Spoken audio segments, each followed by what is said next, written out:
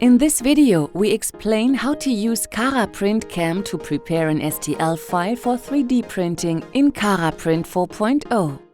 We will use a bite splint, also called a night guard, as our example for the video. It will be easier to follow the video if you do the same.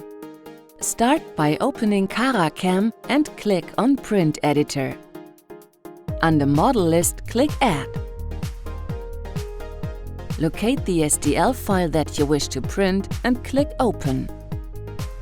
A pop-up window will ask you to select the STL units and then the file will be imported. You can click and drag anywhere on the building platform to view it from another perspective. To flip the restoration by 180 degrees, click on the entry field for the X-axis under Rotation and enter 180.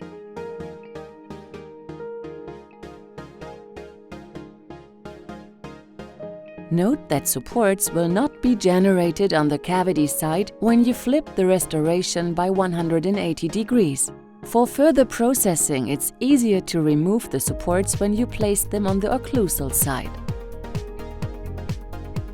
To turn the appliance on the Y-axis, click Spin, then click and drag the object to turn it.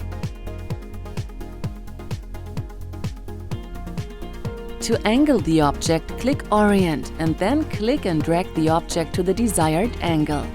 45 degrees at max is recommended for splints.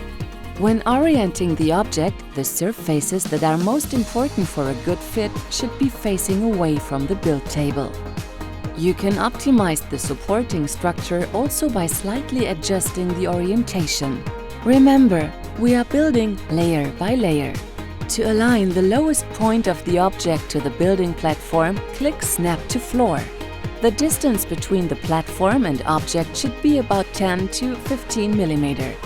You can also move the object within the build area by clicking Move and then dragging it with your mouse. Red walls will appear if any part of the restoration falls outside the printable area. Click the Supports tab to the left of the screen to activate the support menu. Click on Support Tools at the top of your screen to view the support tool options. Click Automatic Supports to open the Automatic Support tool. Using the slider, reduce the support density to 20 to 40% and click Generate Now. Review the results from various angles. Check if manual corrections are necessary. Delete any supports that might be too thin at the terminal areas of the restoration. First, click the Delete button, then click on the individual supports to remove them. Add thicker supports to replace the ones you deleted. Depending on the angle of the object, terminal parts of the splint will need to be supplied with thicker supports, especially in the back, molar region.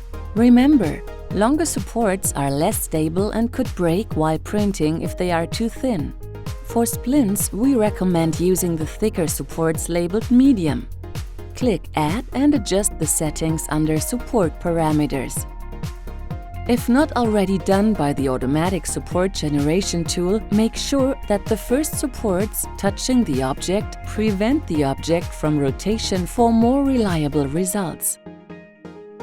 Make sure the shape is set to cylinder under mid and bottom. Under top, the settings should be cone 25%. Then click Medium at the bottom of the screen. Next, you can add supports to the restoration by clicking on the desired positions. Next, click Modify at the top of the screen and select the new supports. Click Make Vertical to the bottom left of your screen. This makes the supports run parallel to one another and saves space within the building platform. Follow the same process for the other side.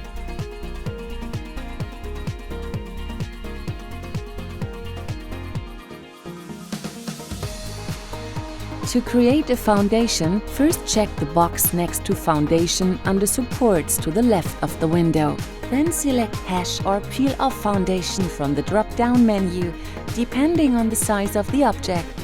Make sure that the foundation has the right thickness. We recommend 1.5 mm to give you the required stability. After the foundation is in place, view the object once more from all sides to see if it might need more supports. After your final review, you can start the slice process by clicking Slice at the top left of your screen. We recommend saving your changes in the pop-up window before starting the slice process. Name your file and save your changes, otherwise the job will be deleted. The slicing process will begin automatically. After slicing, the results will be analyzed and saved automatically. If you would like to review individual layers, click View Slices to the top left of your screen. In the window that appears, you can type in individual layer numbers or scroll through them by holding the arrows. If you observe any red areas, place a support there and reslice. Please note that the red area is only seen in the slice where the initial light curing will start. Now you can close the project window and connect with Cara Print 4.0 to print your file.